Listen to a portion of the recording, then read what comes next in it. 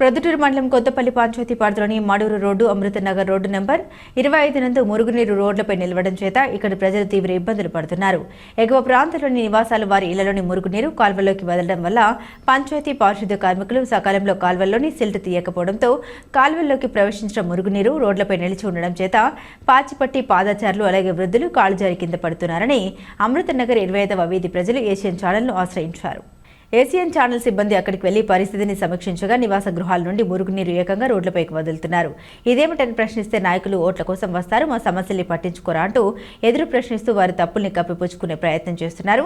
ఇళ్లలోని మురుగునీరు కాల్వల్లోకి రోడ్లపైకి మళ్లించడం వల్ల తీవ్రమైన దుర్గంధం వెదజల్లడమే కాక దోమల లార్వా ఉత్పత్తి కేంద్రాలుగా మారాయి. రోడ్లపైకి మురుగునీటి కాల్వల్ని ఎలా మళ్లించారు అని నివాస గృహాల యజమానుల్ని ఏషియన్ విలేకరి ప్రశ్నించగా దిమ్మ తిరిగే సమాధానం ఎదురైంది. మేము వదిలిన మురుగునీరు మా ఇంటి ముందర లేవు కదా, వారు తగ్గున ఉండడం వల్ల ఇండ్ల దగ్గరికి వెళ్తున్నాయనే సమాధానం వినిపించింది. ఇదే కాక మురుగునీటి కాల్వల నిర్మాణం చేపట్టినప్పటికీ కాల్వపై బండ్ల వేసి పూర్తిగా ఆక్రమించేశారు. ఇక పంచాయతీ పారిశుద్ధ్య కార్మికులు సిల్ట్ ఎలా తీస్తారు అని మరో ప్రశ్న అడగ్గా దాటివేసే దూరని సమాధానం వినిపించింది. ఒక పక్క కేంద్ర రాష్ట్ర ప్రభుత్వాలు పారిశుద్ధ్యం గురించి ప్రజలు అవగాహన కల్పిస్తున్నా కొందరు ప్రజల్లో మాత్రం అవగాహన అటు ఉంచితే కనీసం తన చుట్టుపక్కల వారికి అసౌకర్యం కలుగుతుంది అన్న ధ్యాస కూడా లేకపోయింది. ఇక ఆ వీధి ప్రజల సమస్యలు వారి మాటల్లోనే వినండి. Maduru road sir, Amritnagar Kothapalli panchayat. మాకు నీళ్ళ కష్టం చాలా ఇబ్బందిగా ఉంది సార్. కొత్తపల్లి పంచాయతీ అమృతనగర్ మూడో స్ట్రీట్ సార్, 25వ వీధిలో నీళ్ళందుకు బాత్రూమ్ నీళ్లు, తర్వాత వర్షం నీళ్లు అన్ని కాలువలు లేవు, ఏం లేవు సార్. మాకు నీళ్ళన్నీ పోతున్నాయి, ఇళ్లలోకి వస్తున్నాయి. వచ్చేసి మాకు మీరు సైడ్ కాలువలు నడిచడానికి కూడా ఇబ్బందిగా ఉంది. కింద పడినారు, 2-3 దాకా అయితే కింద పడినారు. కాబట్టి కాలువలు వచ్చేసి తవ్విస్తే బాగుంటుంది సార్, సైడ్ కాలువలు. లేదంటే దానికి మీరు ఏదో ఒకటి పరిష్కారం అనేది చూపించాలి. పై నీరు మొత్తము బాత్రూమ్ నీళ్ళు అంతా వస్తున్నాయి సార్. దానివల్ల దోమల బెడద ఎక్కువగా ఉంది, లార్వా అనేది ఉంది. తర్వాత పాములు అందుకు వస్తున్నాయి సార్. తర్వాత పిల్లలు అందుకు కింద పడడము అట్లా జరుగుతుంది.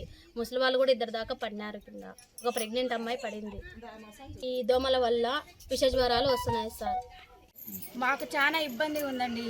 అసలు ఇంట్లో పోయేదానికి కూడా లేదు. వాన నీళ్ళు, బాత్రూమ్ నీళ్ళు అన్నీ మా ఇంటి ముందరనే ఉన్నాయి.